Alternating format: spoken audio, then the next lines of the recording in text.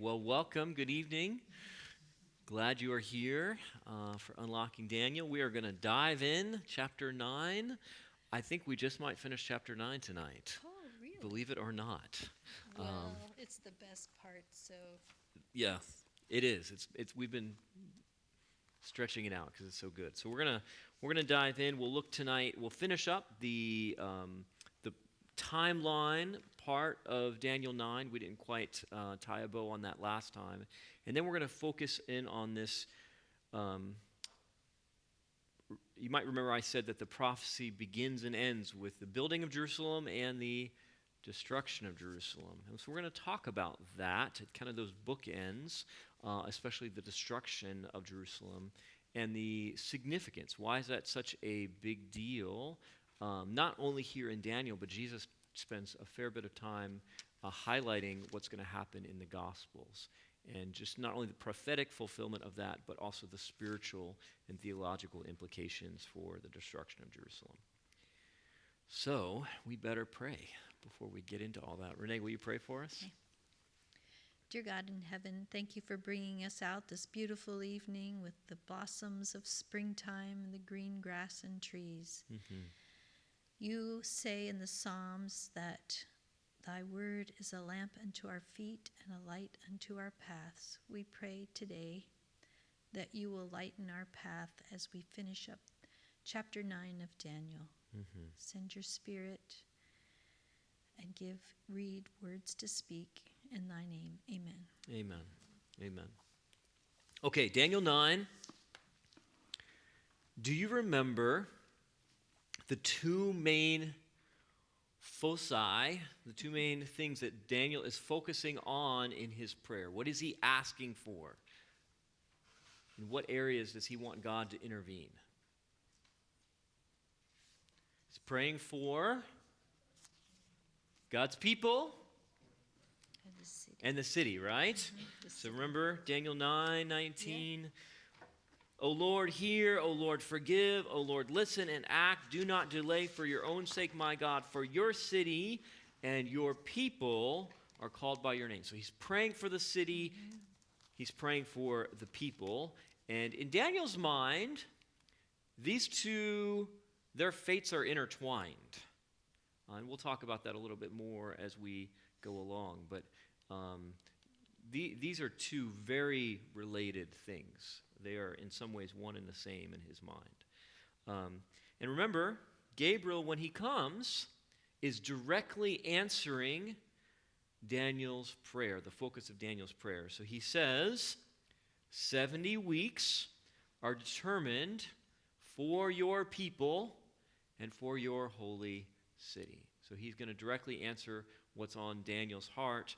And this prophecy that we're given, it's not a vision, it's just a prophecy, is we're going to see focusing on these two areas. We talked last time mostly about the people side of things, right? The unfaithfulness of God's people.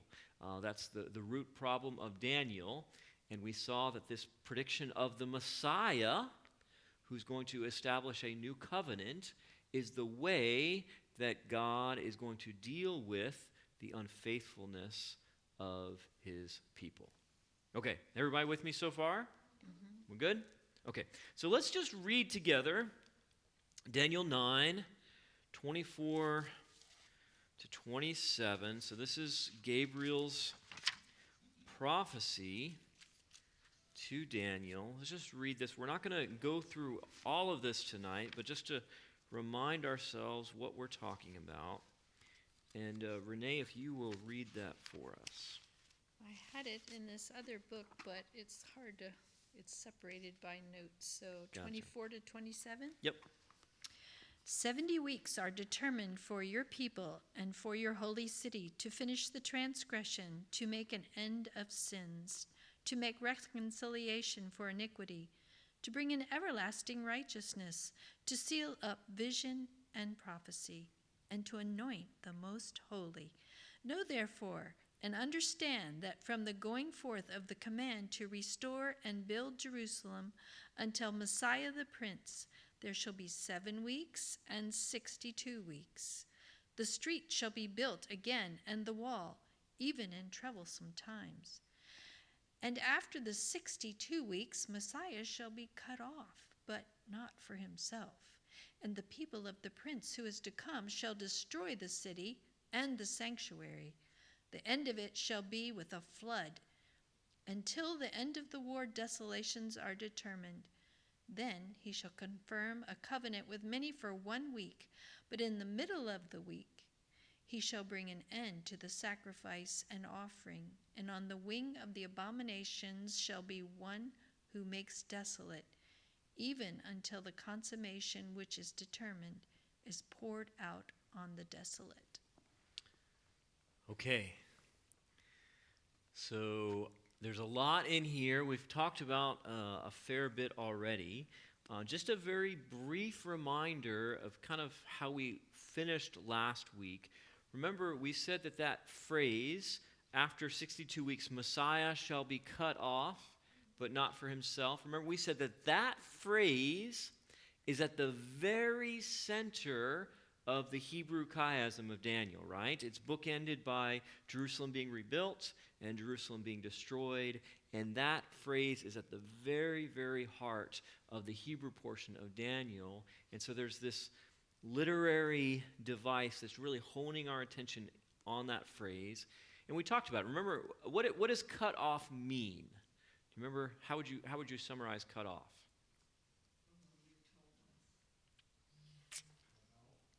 Yeah, so it's the sense of removed from God's presence, from the presence of the community and people, and it was a physical death sentence. Remember, this is those who would sacrifice their children to Molech, or said, the punishment for them was that they were cut off, right? Cut off from life, but also cut off from God's people and God's presence. So there's a physical side of it, signifying death, but there's also a spiritual side of it, signifying separation from God and the larger community.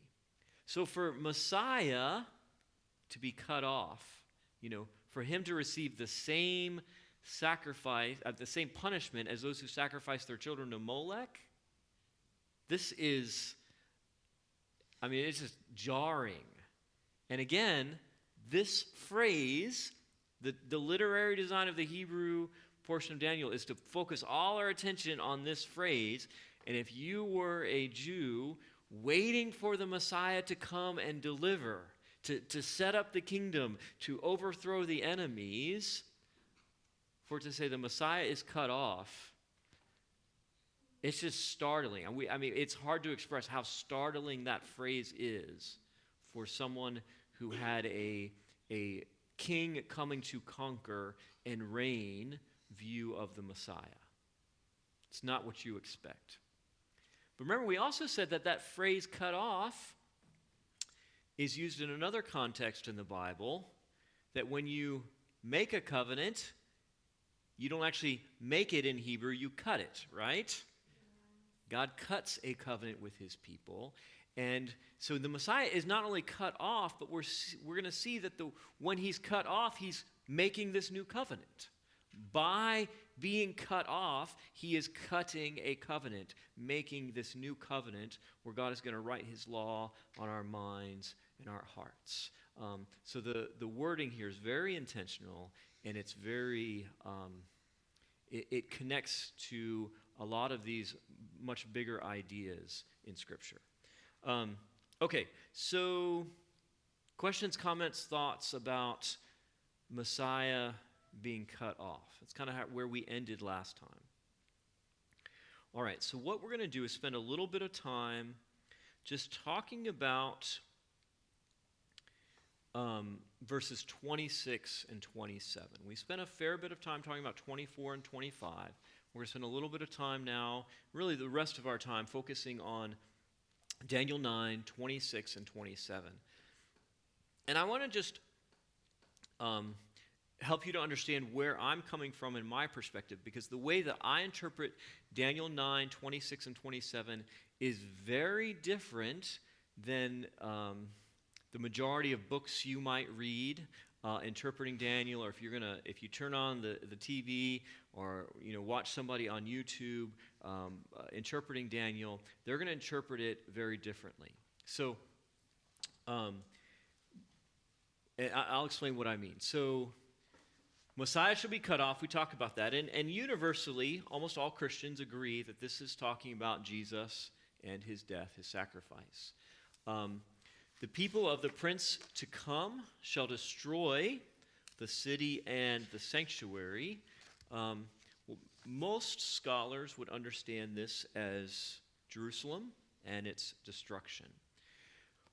But what happens for most, and when I say most, I'm talking about popular preachers, popular books. I'm not talking about the academic, maybe theological world of interpreting Daniel. I'm talking about,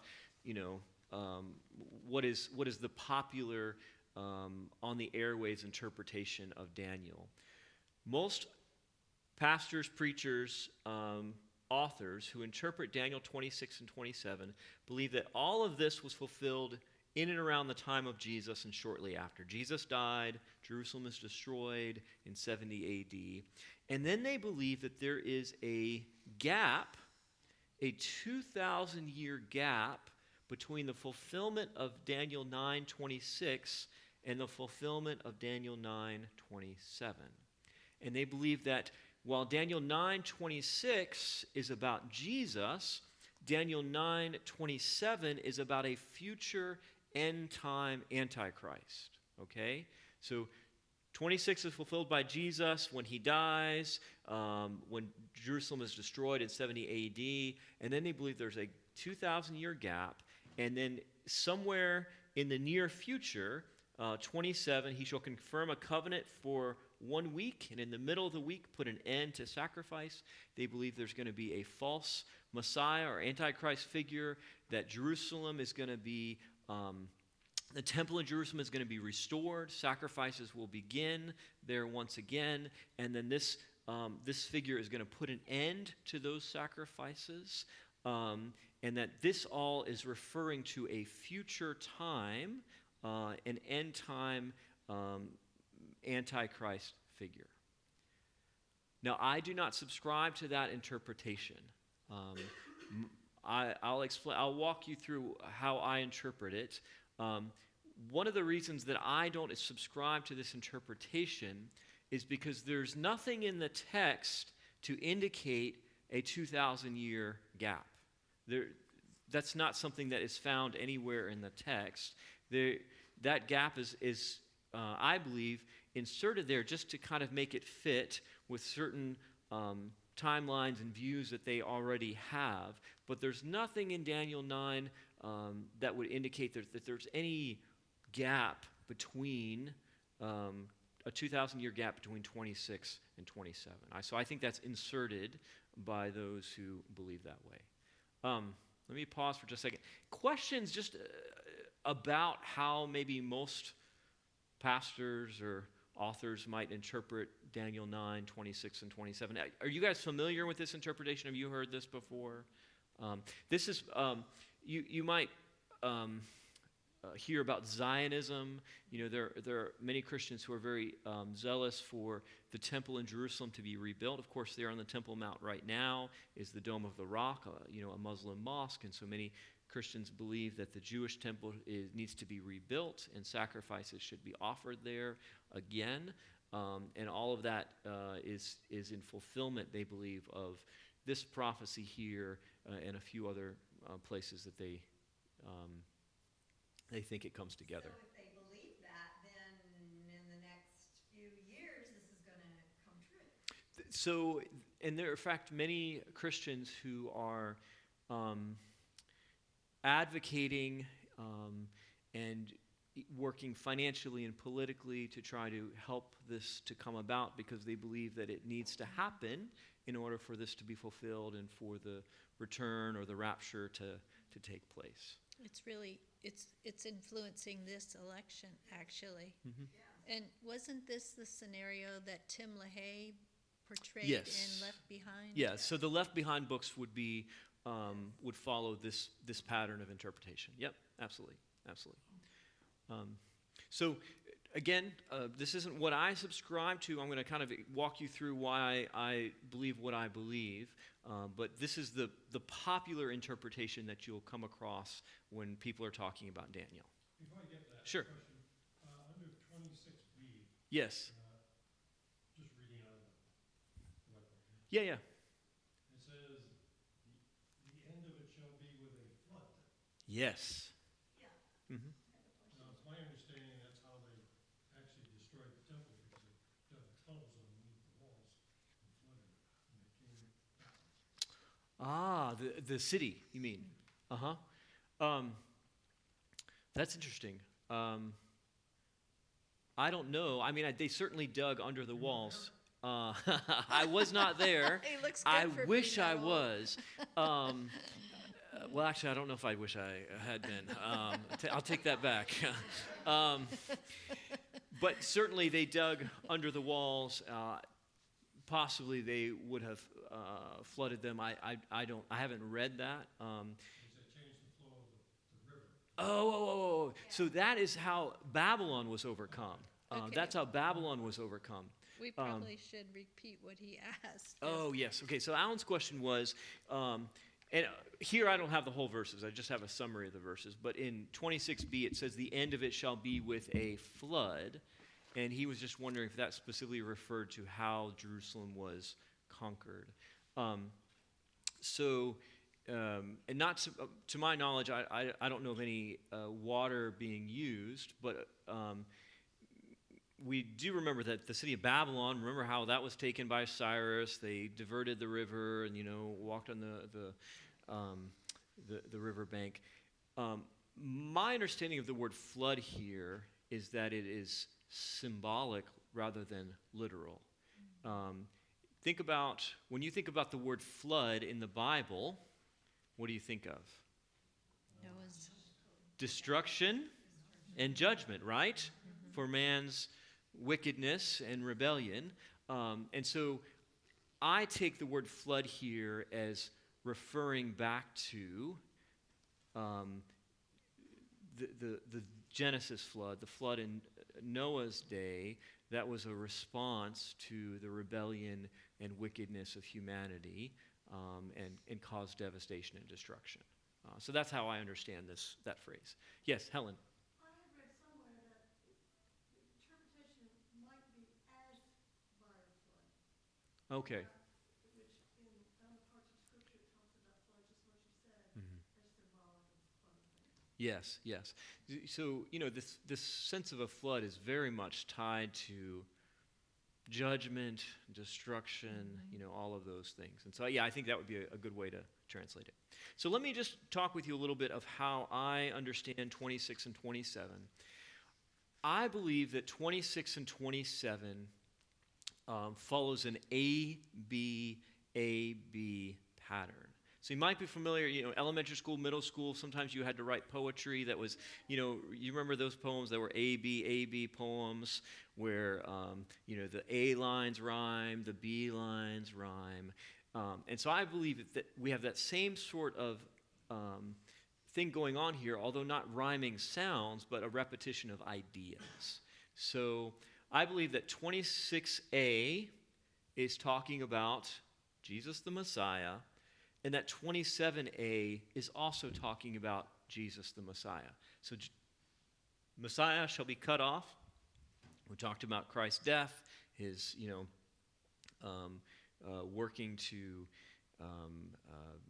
dying to pay the penalty for our sins. But notice, 27a, he shall confirm notice that word, covenant for 1 week, and in the middle of the week put an end to sacrifice. Remember, what is that word cut off? It's also used to make a covenant. And so I think we have a connection here between the Messiah's death and this covenant that is being made. Also, I believe that Jesus, when he dies, is putting an end to sacrifice. So remember, he dies on the cross. What happens to that veil in the temple, right? It's torn from top to bottom. Top to bottom. So it's not torn. I mean, the temple's tall. how does that rip start in the top? Who is tearing that curtain? This is an act of God. And by the way, that curtain, that veil, was said to be the width of a hand. So you have something 3 or 4 inches thick. It had golden threads woven in there. For it to be torn, this is a divine act. And I believe it was signaling that temple in Jerusalem was no longer necessary. It was no longer necessary to offer sacrifices there. No longer necessary to have a animal sacrificed or a human to intercede for you. That now we look to Jesus. So he puts an end, in my interpretation, Jesus puts an end to sacrifice and also makes a covenant, all being fulfilled ultimately by his death. So A lines up with A. And then I believe B lines up with B. The people of the prince to come shall, notice, destroy the city and the sanctuary, talking about the destruction of the sanctuary and the city. And notice, the abomination of desolation shall make desolate. Do you sense a similar tone there, right? And by the way, that phrase desolate or desolation, this is the language that is used by the prophets. If you read in Jeremiah especially, but even in Ezekiel, Isaiah, other places, when they talk about Babylon coming and destroying Jerusalem and destroying the temple, this breaking of the covenant and the results of the covenant, desolate and desolation are the words they use over and over and over again. And in fact, Jesus is going to pick up on this language in the Gospels when he says, behold, your house is left to you desolate. He's using this covenant language that God is saying is the consequence of people breaking the covenant. And this language is over and over and over again in the prophets, tied to the destruction of the city and the sanctuary. So I believe A lines up with A, B lines up with B, and I see no reason to put this 2,000-year gap in interpreting Daniel 26 and 27. I think it's all being fulfilled in and around the time of Christ and his death, and about 40 years later at the destruction of Jerusalem. Okay, so that's in my view, in just in a quick snapshot. Yes, Josh. So 26b, is that referring to the destruction of Jerusalem? Yes, I believe so. Yes. So then at the end of it shall be with a flood. That's not talking about how the destruction of Jerusalem happens. Maybe not literal water flood, but a flood, like a flood of an army that just totally desolates it. Yes. Yeah, that's how I interpret it. So that end, I think the end it's talking about is the end of Jerusalem. It's the end of the city. So, the city's going to be leveled, destroyed. I mean, the temple, and the Romans are actually going to rename the city, and eventually they're going to forbid any Jews from entering the city because they are so fed up. And so it is completely changed. Now, does the city end forever in the sense that Jerusalem is no longer existing on earth? No. But it ends as the place, the place that is identified with God's covenant with his people. The covenant of God with the nation of Israel was centered in Jerusalem, had its geographic center in Jerusalem and the temple.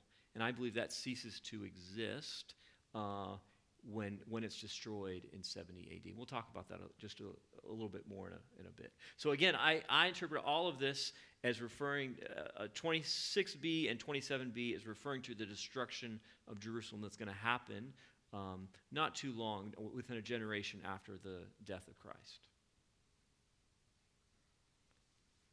So okay, I see some blank looks here.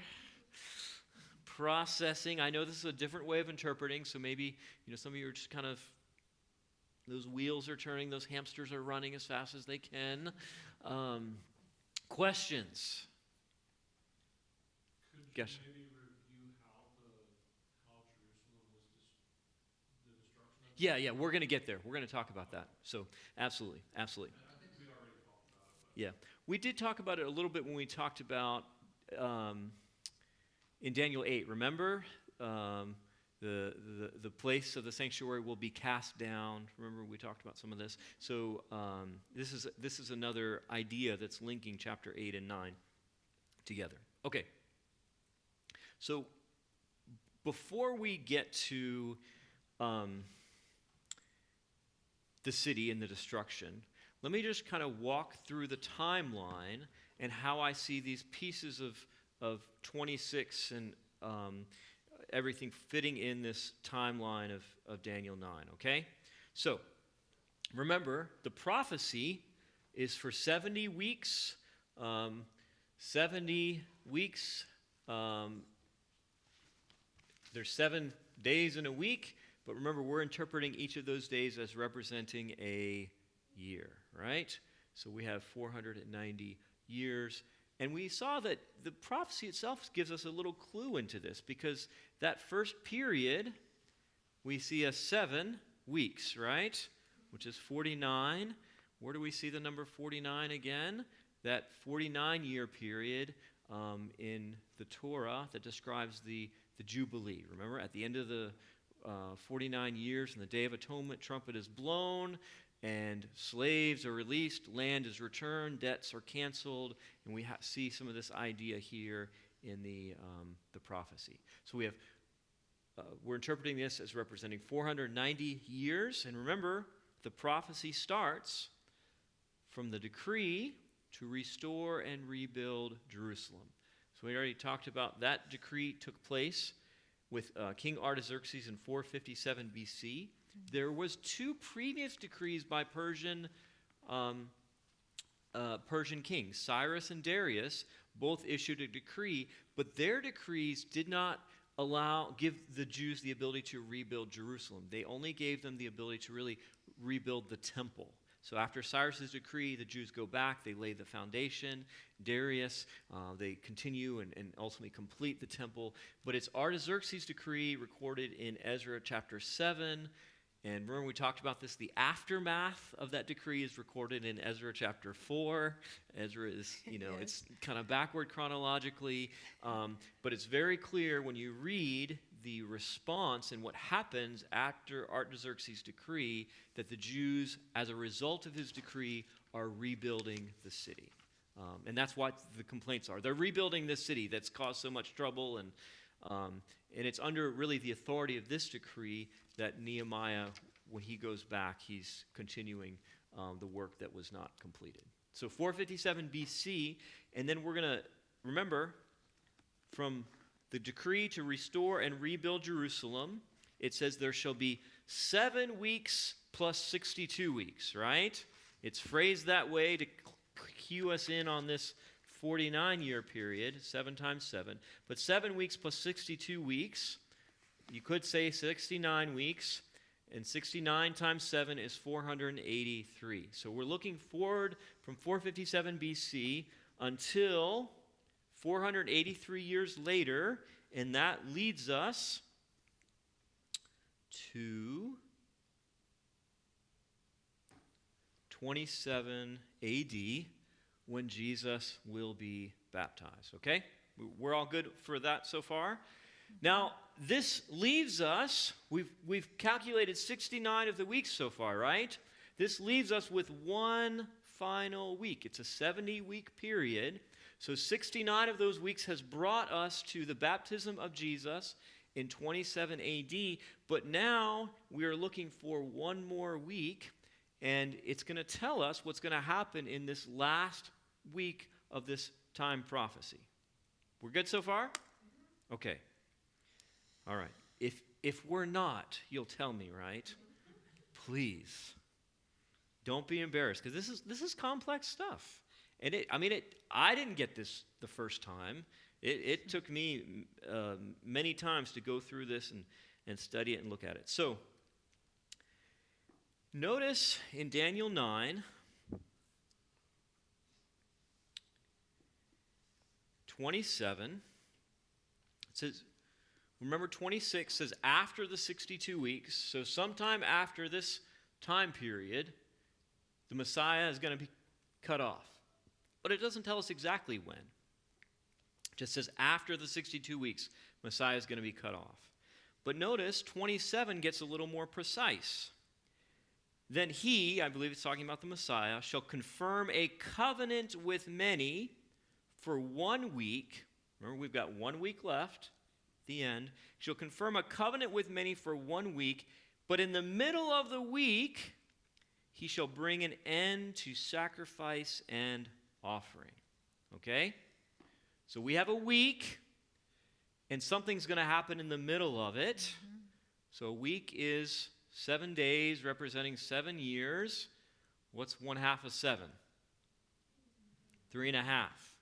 So if Jesus is baptized in 27 AD, if you fast forward 3.5 years, it brings us to Jesus' crucifixion. Remember, it says in the middle of the week, he's going to bring an end to sacrifice. Did Jesus' crucifixion bring an end to sacrifice? When did God's people stop sacrificing? At the cross, right? We no longer need to bring a goat or a lamb to atone for our sins. We look to Jesus. Remember, Hebrews says, once for all. Mm-hmm. It's this final sacrifice. So Jesus is crucified 31 AD. Now, I take 31 AD as the date of his crucifixion. Many other scholars would take 30 AD, but it doesn't mess up the prophecy, right? Still in the somewhere in the middle of that time period, Jesus is being crucified and putting an end to sacrifice. Okay?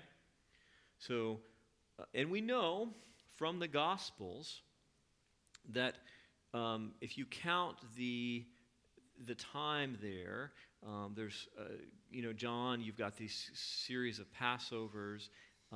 It's about 3.5 years if you look at the feasts and the Gospels and the time period. So it works out, this prophecy, it works out with what we know from the Gospels. But that only brings us halfway, right? That only brings us halfway. So it says, notice, 27, says, then he shall confirm a covenant with many for 1 week. So there's this idea that the Messiah is going to have this covenant, this time period with people.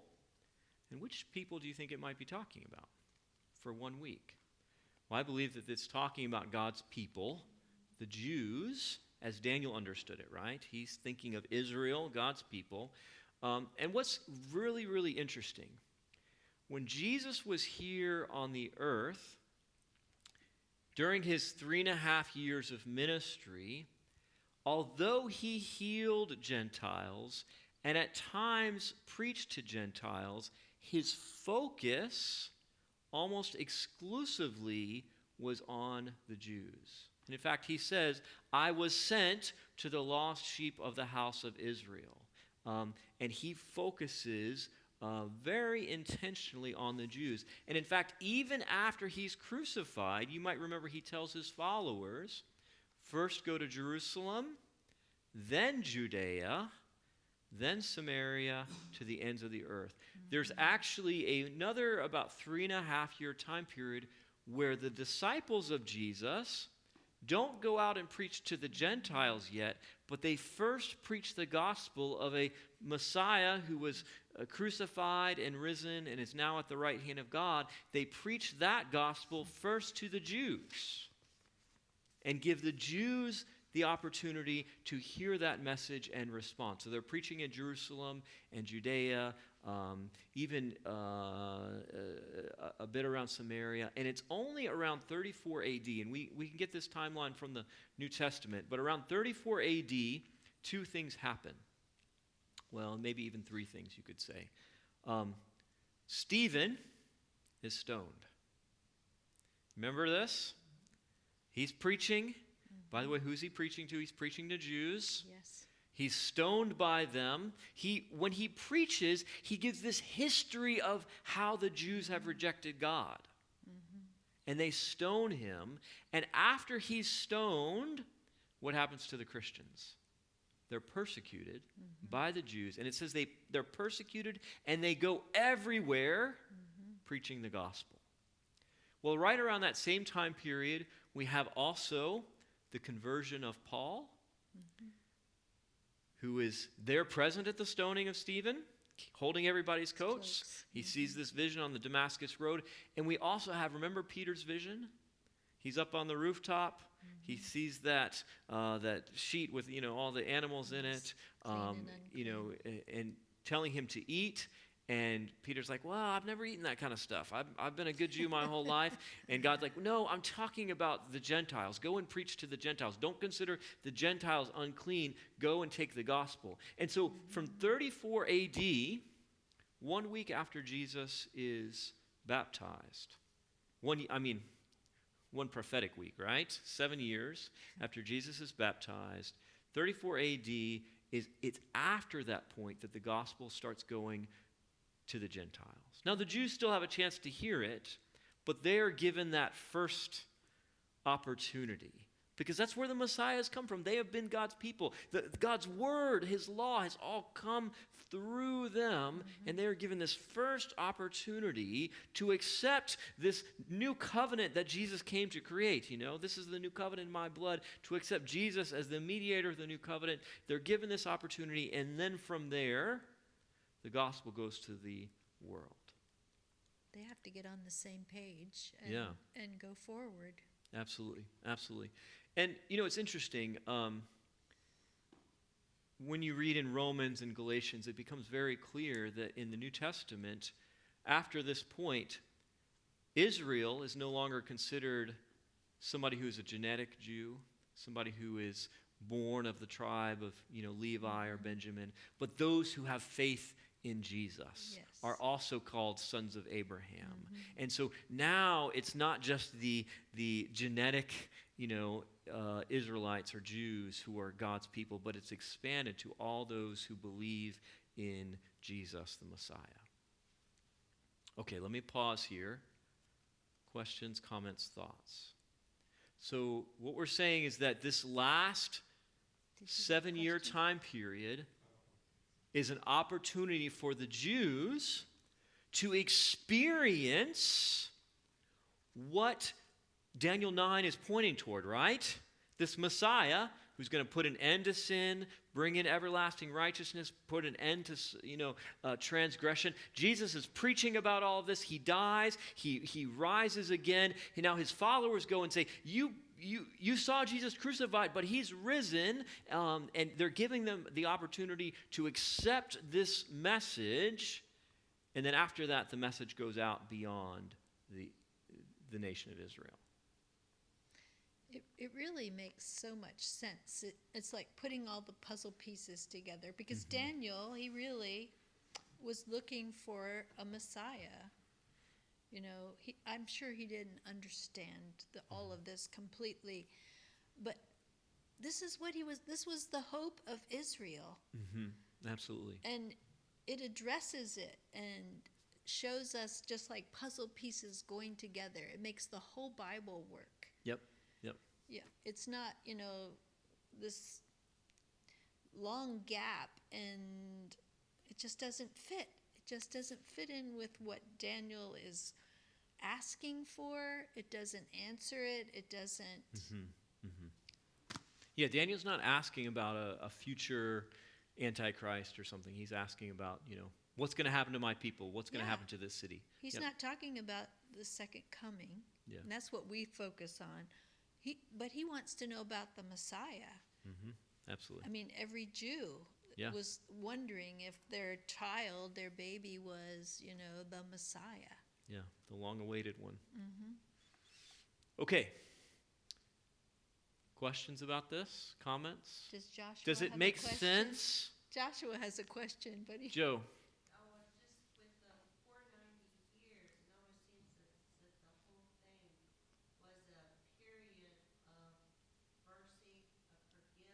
Yes.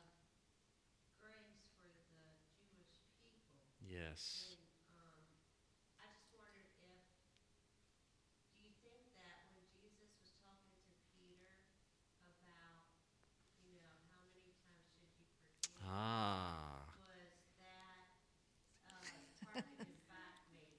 Okay. So this is a great question. I love this question. Yeah.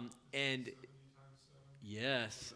So Joe's question is, this whole time period seems to be a time period of grace and mercy for the Jews, an opportunity for them to experience forgiveness. And she's asking, when Peter says, how much do I need to forgive? 7 times? And Jesus says, 70 times 7. Where does that number come from, right? I do think that it's connected to Daniel 9.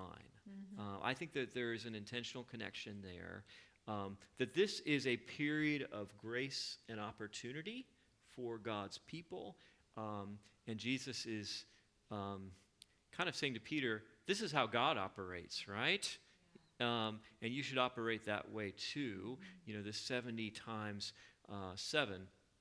And remember, Daniel 9:24, 70 weeks are determined for your people.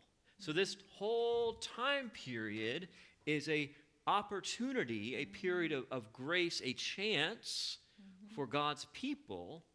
And at the very end, instead of accepting the Messiah, now some Jews do, but most reject Jesus. And when they've seen Jesus crucified, they've seen, Pentecost and these miracles that his followers are doing. I mean, he's been resurrected. There were other people who were dead who were resurrected at his, resurrection. Eyewitnesses are going out. And when Peter is preaching to them, they reject it. If you read Peter's sermon there in Acts, it's in the format of what is known as a covenant lawsuit. And this is a type of speech in the ancient world given when a covenant has been broken. And he is making a case against Israel that they have been unfaithful and broken the covenant. And even now, when God is coming to restore and remake the covenant through Jesus, the Messiah, they are rejecting him. And so I think it's putting this bookend on this opportunity. Not that God is going to reject any Jew who, after this point, believes in Jesus, but now he's not working with them as a nation that he has a covenant with. The gospel is going out to all nations, to anybody who believes they become a child, a son of Abraham, and he's looking beyond just having this one nation that he is in covenant with, but through Jesus he is renewing the covenant to making a new covenant to anybody who's willing to believe, Jew or Greek, male or female, slave or free. Okay. So this is the solution to the central problem of the book of Daniel. Yes! Yay, we got there. Absolutely. The unfaithfulness of God's people. And remember, this is the answer. Messiah shall be cut off, but not for himself. And if they are, as a nation, are going to reject the answer to the central problem, what is God left to do? How else can he save them? He sends his son. There's nothing left. So this time period is this period of grace, and then from there it goes beyond. And I really believe that as a nation, after this time period, there's a sense where God's protection is withdrawn. That now they are left to their own devices and the consequences of their actions. Just as the same with Babylon, right? They reject God, reject God. Okay, well, maybe I'll let you experience what it's like to live without me and how that works. And Babylon comes and the city's destroyed and the temple's destroyed. And we see the same thing is going to happen. That from here, it's a downhill slope that ends with the destruction of Jerusalem and the destruction of the temple. The parable of Jesus of the vineyard. Yeah. That's what this is. Yes. If you all remember that parable, the the workers in the vineyard are roughing up the servant of the master, and finally he sends his son, and they kill the son. And then Jesus says, he asks the question, what's going to happen? What's the master going to do? And they say, well, that's going to be the end of that vineyard and them. They're going to get someone else. Yeah. So, Jesus, I think, is understanding all of this, and he's making this appeal. Yes. That it doesn't have to be this way. Over and over again, yeah. he made the appeal. Yeah, and we're going to look at some of those verses. Okay, does everybody feel like you've got at least a general idea of how this works and where it's headed? Okay, so we've talked now, 70 weeks are determined for your people. So let's talk about, and for your city. Yes. Okay? Let's look at this city part of it, okay? And we're going to have to... This is different than the modern mind, this about the city. Yes, it is very different. It is very different. And let's try to, if we can, enter into the ancient mind very quickly. But it's very different about the way that we think. We're going to have to go quickly because of time, so there's all sorts of good, juicy texts that we're going to go right past that we won't have time to look at. But Deuteronomy chapter 12.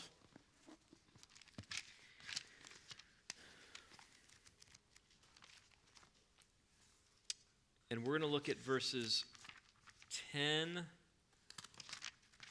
to 14. That's page 178. 10 to 14.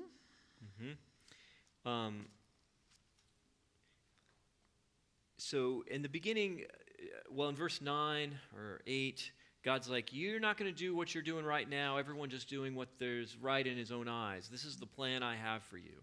And he's laying out his vision for his people. If you'll read that for us, Renee, verses 10 to 14.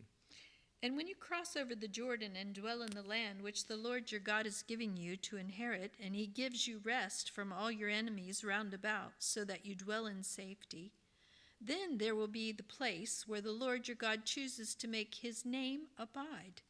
There you shall bring all that I command you, your burnt offerings, your sacrifices, your tithe, the heave offerings of your hand, and all your choice offerings which you vow to the Lord. And you shall rejoice before the Lord your God, you and your sons and daughters, your male and female servants, and the Levites, who is within your gates, since he has no portion nor inheritance with you. Take heed to yourself that you do not offer your burnt offerings in every place that you see, but in the place which the Lord chooses in one of your tribes, there you shall offer your burnt offerings, and there you shall do all that I command you. Okay, so God is saying you're going to enter into the land. When you get into the land, there's going to be a place, a certain place that I'm going to choose to, there my name's going to dwell. My reputation is going to be staked in that place, right? And you're going to all come. You're going to offer your sacrifices there in that place. You're going to bring your offerings. And, he talks about the feasts, them all coming there to that place. Now, keep in mind that the primary downfall of Israel was them blending in and becoming just like their neighbors around them. And I think by having the worship of God centralized in one location, there was a sense of trying to ensure that it didn't just become in each location just another Canaanite center of worship, right? It's there, we come, we worship there. This is the place God has put his name. So when we fast forward, David built his capital there in Jerusalem. God makes it very clear, this is where my name is supposed to be. The tabernacle is brought there. And then in Chronicles, 2 Chronicles chapter 3, Solomon's going to build a temple. And we're told that Solomon builds the temple of God right on top of Mount Moriah there in Jerusalem. Special place. It's a very special place. Do you guys remember why Mount Moriah is a special place? That's right. This is the place where, remember, God is working. Abraham, the founder of the faith, really, right? Yeah. The kind of the patriarch of this nation of Israel. God works with him. Abraham has all these ups and downs. But Abraham's final test is, Abraham, take your son whom you love, and go offer him on the mountain. So he goes to Mount Moriah, where God instructs him to go. He willingly tries to offer Isaac. The angel holds, his hand, says, "Now I know that you love me, because you have not withheld your only son, your only begotten son." And that language is going to be picked up in John 3:16, right? Yes. For God so loved the world that he gave his only begotten son. So Abraham's act there on Mount Moriah becomes the place where the temple is built, the altar is built, the sacrifices are offered there in the same place that Abraham offered Isaac. Yes. So this is you can see God is working here, and that place is pointing toward, is connected in God's heart and mind, and hopefully in the heart and minds of the people of God's covenant, right? And ultimately why does he die in Jerusalem? Why is that the place, right? He dies there because this is the city that God chose, right? So the city is very much tied to God's covenant and his relationship with the people. If you're a Jew, Jerusalem is not just the capital, Yes. right? This is representative of our God and our relationship with him and the status of our covenant, right? He's brought us back. We were captive in Babylon. He's brought us back. The city has been rebuilt. This is where his name, his glory, his reputation is staked. All of this is in your mind and heart if you are a Jew. It's where he dwells with us. Yes, where he dwells with us. Okay, so let's go back. We're going to skip over some really good stuff here. Sorry. All right. Messiah is going to be cut off. He's going to confirm a covenant. Again, I believe that 26a and 27a are talking about God's people. 70 weeks are determined for your people. 26b, 27b are talking about the city. 70 weeks are determined for your people and for your city. Okay? So we're told, notice this, the people of the prince to come shall destroy the city and the sanctuary. Now, there's two ways to look at this. Who is that prince to come? Well, we already told 62 weeks until Messiah the prince. Who is the people of the prince to come? It would be the Jews, right? So one way to interpret this would be to say, God is saying that the Jews themselves will be responsible for the destruction of the city and the sanctuary. Another way to interpret it is to say that prince to come, it's paralleling this abomination of desolation. And that the abomination of desolation is carrying the responsibility. I believe in some sense both of those are true. And I'll explain why. The Romans, we're going to see, are the ones who physically destroy the city. But later, Jews, when they write in the Talmud and they talk about the destruction of Jerusalem, they will say Jerusalem was destroyed because of senseless hatred. And by that, they do not mean hatred of the Romans toward the Jews. When they say Jerusalem was destroyed because of senseless hatred, they mean hatred of Jew for Jew. We did this to ourselves. We brought it upon ourselves. And this is how even the Jews understood that event and what happened. So, Wow. so let's go to the Gospels. And we're going to look at what Jesus says about the city. And as we look at these verses, note how in the words of Jesus, the city and the people are connected, that they're together. What text? Okay, we're in Luke 19. I'm thinking of what you're saying and not That's where okay. we're going. Luke 19, we're looking at 41 to 44. This is page 1017. And if you'll read those for us, Renee. Now, as he drew near, he saw the city and wept over it, saying, "If you had known, even you, especially in this your day, the things that make for your peace. But now they are hidden from your eyes. For days will come when your enemies will build an embankment around you, surround you, and close you in on every side, and level you and your children within you to the ground.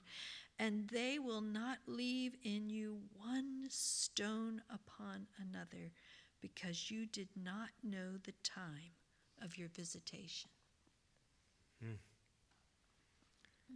So notice, one, is Jesus saying this in anger or deep sadness? He wept. This is not what he wants. He's not getting revenge. He longs for a different fate. Yes. He longs for them to choose something different. If you had known, especially in this your day, meaning this is your time, this is the moment. Remember that covenant that he's going to confirm? The end? This is the opportunity. Even you, especially in this your day, the things that shall make for your peace. By the way, Jerusalem, what does it mean? City of peace. Supposed to be. Right? But they're hidden from your eyes. Enemies are going to come. You know, he's talking about this laying siege. There's going to be devastation, one stone not upon another, because you did not know the time.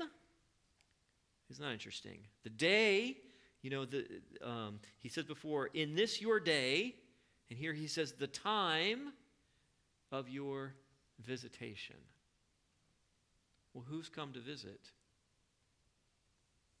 God himself, right? Emmanuel, God with us. God has stepped down. The Messiah is here. This is your time. This is your day. It would make for your peace, but you've rejected me. And again, he's not saying this spite. There's no sense of revenge or anger. He's weeping. He's devastated that they have chosen this. Okay. Are you seeing how this fits? All right, let's go over to Matthew 23. And he mentions in there your children. That's really important to a Jew. Yeah. And this is not what Jesus wants, what's about to happen. Matthew 23:37 to 39. So let me just pause here for just a moment. Just before this verse, in Matthew 23, this is the, woe to the scribes and Pharisees, hypocrites. And he says, you guys have killed all the prophets that have been sent to you. He's laying out, not just in that moment, but really the unfaithfulness of God's people down through the centuries.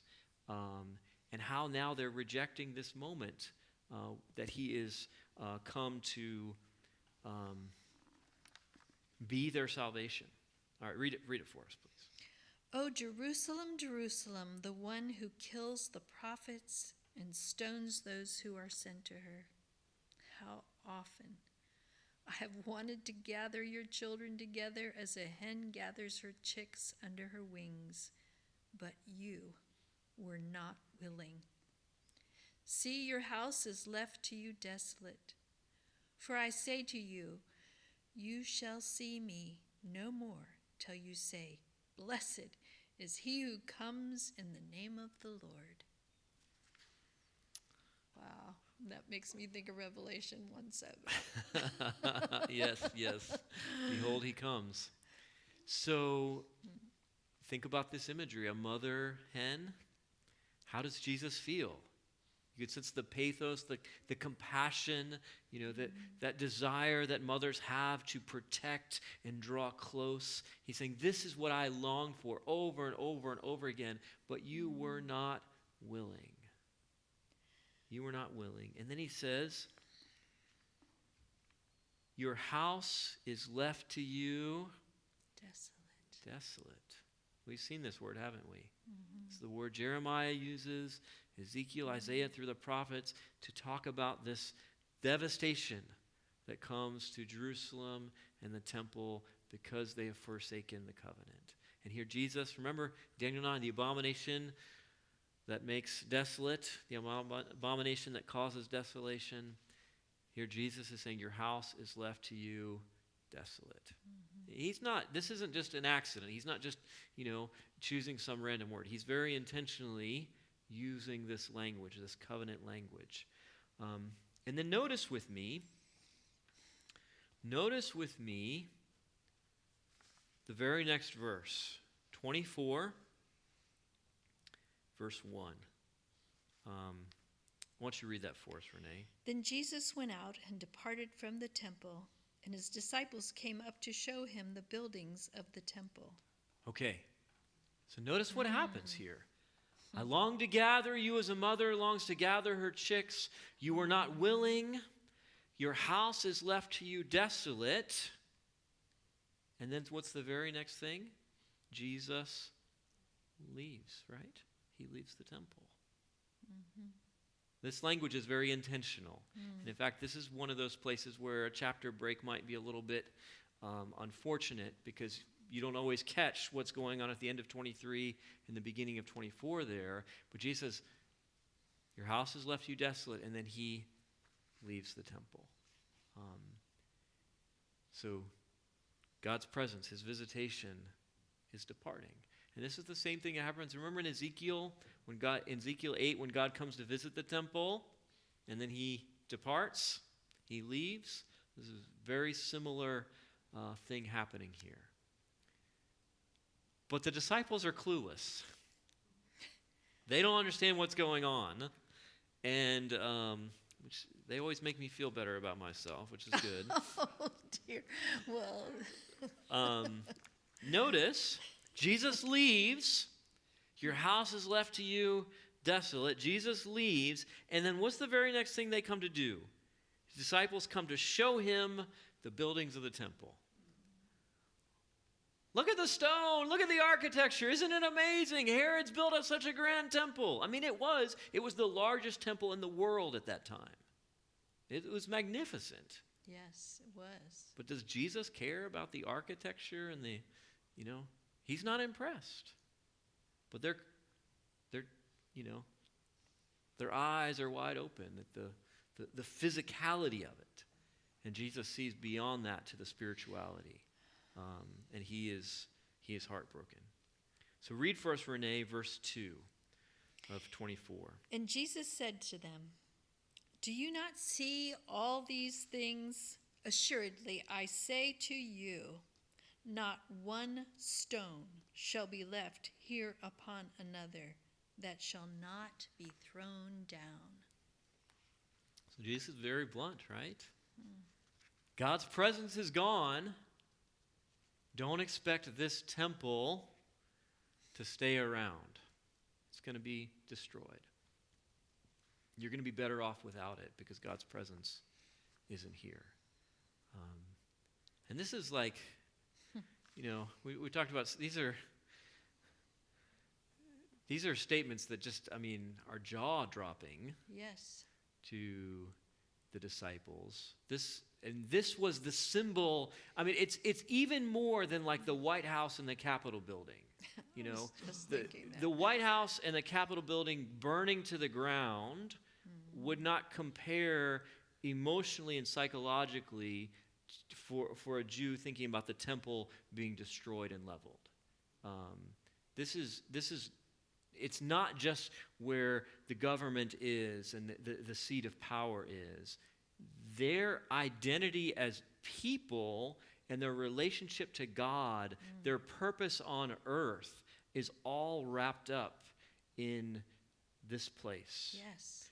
All the Jews, you have Samaritans, you have who keep the Torah in some sense, but don't, worship in Jerusalem. But you have the Pharisees, the Sadducees, the Zealots, the Essenes. One thing that they all agreed on was the temple. They didn't agree on angels or the resurrection or dates or ceremonies, but they all agreed on the importance of the temple. Every single last Jew. And Jesus says it's going to be gone. Going to be gone. Now, in their minds, the minds of the disciples, that's only can happen when the entire world comes to an end. There's no other category for when the temple could be destroyed. And so they say, when is this going to happen and when's the world going to come to an end? The two are the same in their mind. And so Jesus in Matthew 24 goes on to describe what we now know to be two separate events. The destruction of the temple and his return in the end of the world. And there's actually going to be a lot of similarities between the two. He's going to say there's going to be famines and wars and false prophets, diseases. We know all of these things. Those last decades of Israel's history, there's famine after famine.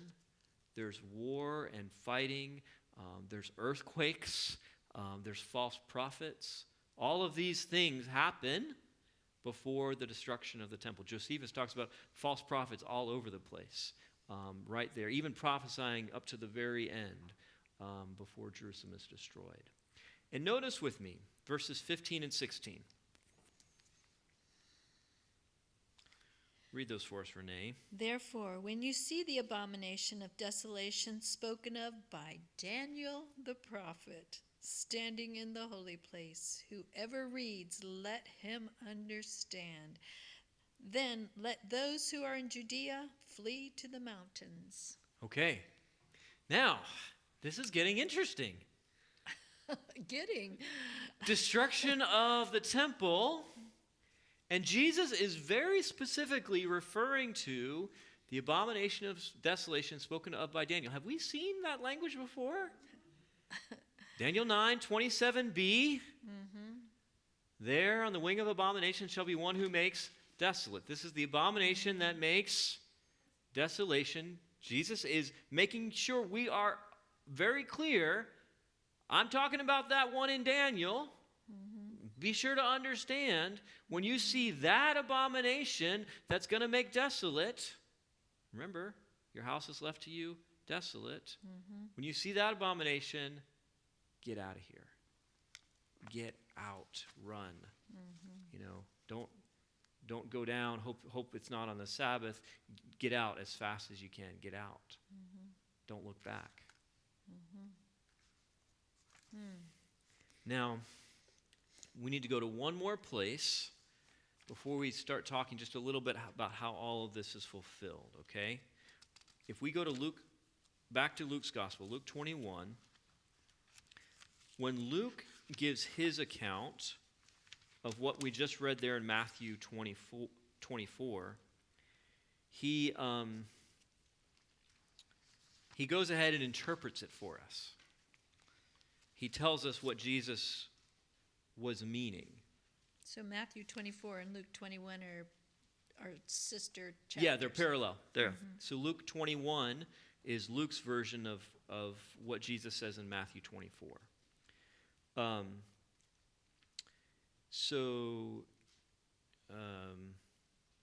It's the same thing. The temple's going to be destroyed. When's all this going to happen? He talks about all these signs. And notice verse 20 and 21. But when you see Jerusalem surrounded by armies, then know that its desolation is near. Then let those who are in Judea flee to the mountains. Let those who are in the midst of her depart, and let not those who are in the country enter her. Okay. Notice, do you see the similarity in the language here? Yes. But instead of saying the abomination of desolation, he says, when you see Jerusalem surrounded by the armies, know its desolation is near. Let those who are in Judea flee, get out. Those who are in the country don't enter her. And then if you look down at verse 24, and they will fall by the edge of the sword and be led away captive into all nations. And Jerusalem will be trampled by the Gentiles until the time of the Gentiles are fulfilled.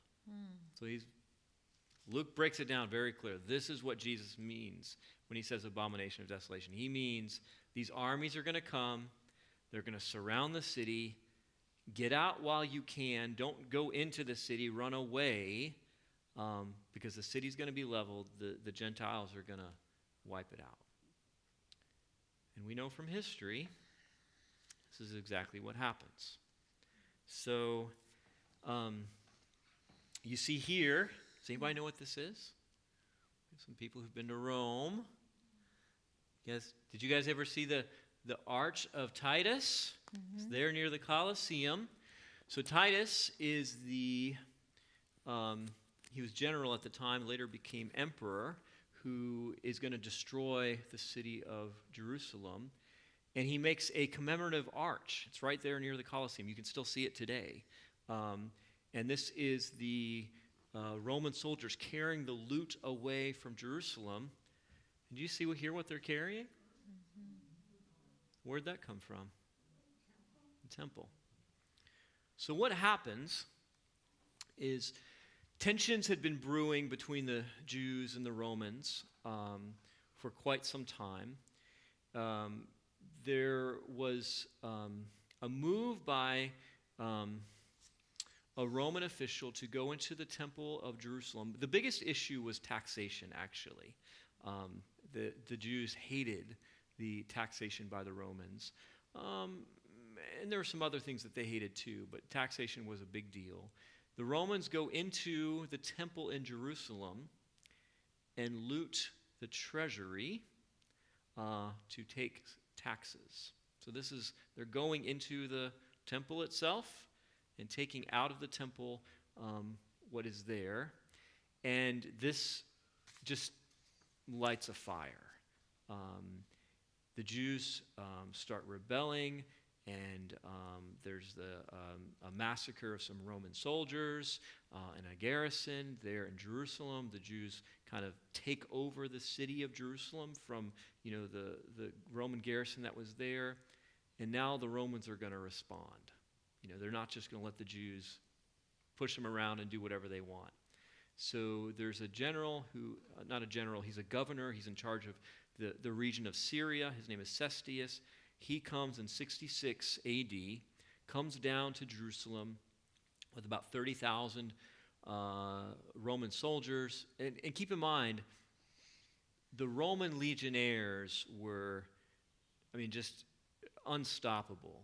Just their military might. No one, they conquered, and they did so efficiently. They come down, they come through Galilee and Samaria. They put down some revolts in villages and places, but they're headed to Jerusalem. Cestius surrounds Jerusalem. 66 AD, he's got the city surrounded. And remember, this is how they won warfare. You surround the city, you strangle it. The Romans would surround a city, and they would literally build walls around the city. The city had walls on the inside to protect it from the Romans from coming in. They would build walls around the city to keep people from going out. And you're just going to starve. right? So he's got the city surrounded. He's got it stitched together. And I want you to notice with me Josephus, who is our best source. He's a Jew who later goes over to the Roman side, not as a religious traitor, but he surrenders to the Romans. He becomes a translator, and eventually he writes a whole body of work to try to explain Judaism to the Romans. Josephus writes in the War of the Jews, he says, it then happened that Cestius, so this is the governor who's come down, who's surrounded the city, that Cestius was not conscious either of how the besieged despaired of success, nor how courageous the people were for him. And so he recalled his soldiers from the place, and by despairing of any expectation of taking it, without having received any disgrace, he retired from the city, and notice this last part, without any reason in the world. So you see what's going on here? Cestius has got the city surrounded. The Jews inside, they're outnumbered, they're outmatched, they can't get out. And Cestius just gives up and pulls away from the city and retreats. And Josephus, who's there, he says, it's unexplainable. There's no reason in the world he should have done this. It made no sense. So Cestius retreats. Now remember, when you see, Luke said, when you see Jerusalem surrounded by the armies, then you're supposed to flee. Well, how do you flee a city that's surrounded by armies? Well, the armies have to leave, right? And this is exactly what happens. So Cestius flees, and while he flees, a whole bunch of Jews, they ambush him. In some of these narrow passages as he's headed back north, he ends up losing a bunch of men. It becomes this disgrace, and it just fuels the Jews. They're like, oh yeah, we are going to conquer Rome. We are going to throw them out of our land for good. And now all these Jews come streaming into Jerusalem. Except we know from history that Christians who were there get out. Remember what Jesus said? When you see Jerusalem surrounded by the armies, flee, get out. So what happens in the meantime, it takes a period of years because Nero dies, and he's the emperor of Rome, and there's this brief civil war. Ultimately, Vespasian becomes the emperor. He sends Titus back to Jerusalem to finish the job that's been waiting there. So there's been this long period of delay, right? They've got this window, and in fact, by the way, it's very interesting. That window of time is about almost exactly 3.5 years. It's very interesting. They have this window of time where they can do exactly what Jesus said and get out. But the Jews, they fortify, they build strongholds, they get supplies, they're going to fight against Rome, they get all stirred up, they think they're ready. Titus comes back, surrounds the city, builds 2 walls around the city, and ultimately he's going to level it and destroy it, destroys the temple. He crucifies people around the city by thousands. Josephus and others say that the crosses were so thick you couldn't hardly walk between them. And then he carries hundreds of thousands of Jews captive back to Rome and other places. And I believe when Jesus weeps, he's seeing all this. Yes. He's seeing all this. He knows where all this is headed. And by the way, we've been here before, haven't we? Mm-hmm. Isn't this Babylon coming Yes. all over again? Yes. By the way, the same thing happened. Babylon comes, they lay siege, they take some captive, then they go, and the Jews have an opportunity to repent, to turn back to God, but they refuse. Babylon comes back. Same thing happens here. And ultimately, they're going to end up right back where they were. And this is why Jesus, his heart weeps and his heart breaks, because he longs for them to come to him like that mother hen. But they were not willing to come to him. He He's so patient. Yeah. So patient. And it's not what Jesus wanted, right? He's not, it's not his revenge and his wrath. It's leaving them to the consequences of their choices. And ultimately, it seems like the Jews were more fixated on their city and their nationality and their identity than ultimately on Jesus the Messiah. And it all comes down to, what are you going to do with Jesus, right? Daniel 9 is pointing us to Jesus in his centrality. The Messiah is how God deals with the problem of unfaithfulness. The Messiah is how God will repair the covenant and fix everything. But we can't expect the kingdom to be restored and our enemies to be overthrown if we turn away from the Messiah. This is the solution. Not trying to restore the kingdom on our own or overthrow the enemies on our own. We must turn to the Messiah. He's the way, the truth, the life. He's the new covenant and the sacrifice. And it's only through him that we will find what we need and what we're looking for. So my prayer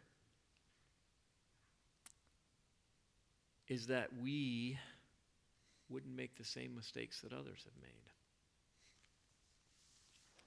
That we would look to Jesus and turn to him and let nothing come between us, because it's not worth it. Nothing. There is no other answer. There is no other solution to life and its problems and what we need than him. It's all found in him. And I hope and pray that we'll all remember that.